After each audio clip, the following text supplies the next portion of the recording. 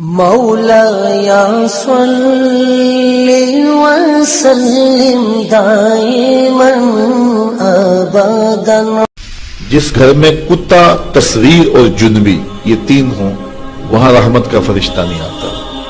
کتا ہو، کسی کو غسل کی حاجت ہو اور اس کے باوجود وہ غسل نہ کرے، جنبی، اور تیسرا جو ہے وہ تصویر، جہاں یہ ہوں میرے حضور نے فرمایا وہاں رحمت کا فرشتہ نہیں آتا۔ تو بعض گھروں کے اندر قد آدم کے برابر تصویریں لگی ہوئی ہوتی ہیں تو ظاہر رحمت کا فرشتہ تو وہاں نہیں آئے گا۔ اور پھر یہ تصویر کسی تقدس مآب ہستی کی ہی کیوں نہ ہو تو پھر بھی اس سے گریز کرنے کا کہا گیا ہے۔ اور آج ہمارے گھروں کے اندر سکرین کے اوپر جو تصویریں چل رہی ہوتی ہیں اور جو مختلف چینلز کے اوپر چل رہا ہوتا ہے تو پھر ہم کہتے ہیں کہ پتہ نہیں برکت کہاں اڑ گئی، میاں رحمت کے فرشتے تمہارے گھر میں کبھی آئے نہیں تو پھر برکت کہاں سے آئے؟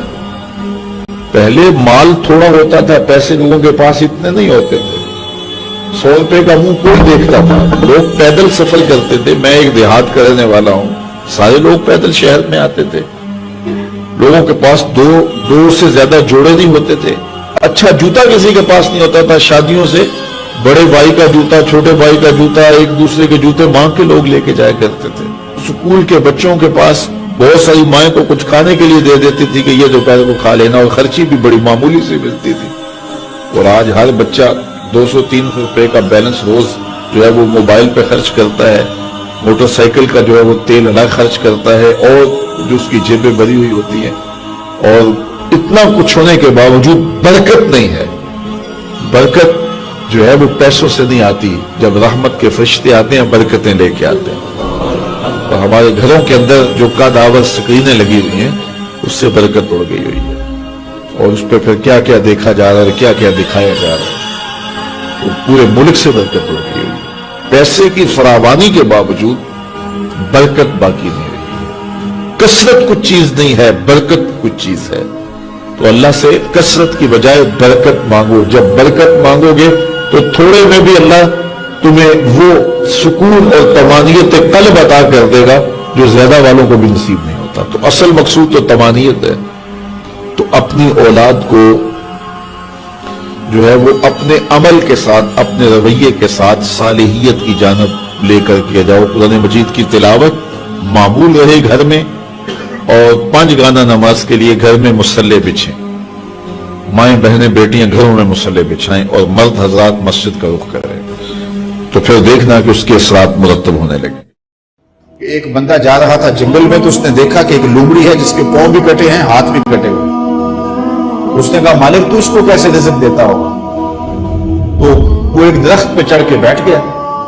ایک شیر آیا، اس نے شکار کیا اور کچھ کھایا اور باقی بس مردہ چھوڑ کے چلا گیا۔ یہ رینگتی ہوئی آگے بڑھی اور وہ جو بچہ کچا تھا اس نے وہ کھا لیا۔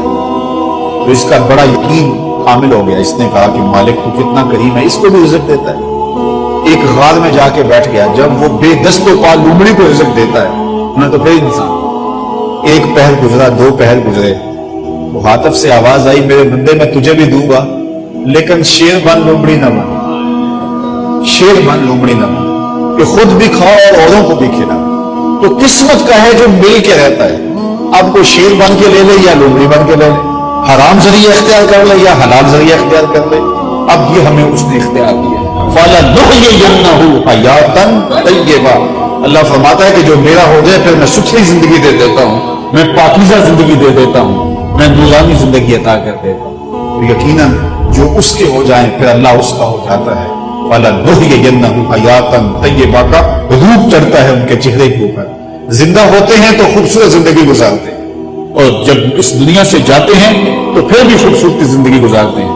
اللہ تعالی ہمیں ایسا کر دے کہ مرنے کے بعد بھی ہمارے چہرے پہ رسول اللہ کے انوار کا عکس نمایاں ہو، اور دنیا کی زندگی میں رہیں تو ہم طمانینت کی زندگی، سکھ اور چین کی زندگی گزاریں۔ صبح سے لے کر شام تک ٹینشن، مصیبت، پریشانیاں، کیا ضرورت ہے اتنا کچھ لینے کے لیے؟ درود پڑھتے جاؤ، زندگی گزارتے جاؤ، زندگی سوچی گزارو، زندگی اوکھی نہ گزارو۔ جو اللہ نے دے دیا اس پہ راضی ہو جاؤ، بس ٹھیک ہے۔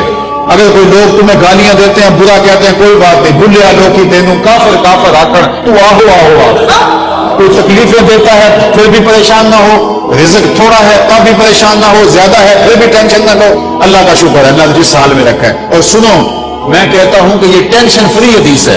حضرت علی المرتضیٰ فرماتے ہیں جو اللہ کے دیے گئے تھوڑے رزق پہ راضی ہو گیا، اللہ قیامت کے دن اس کے تھوڑے عملوں پہ راضی ہو جائے۔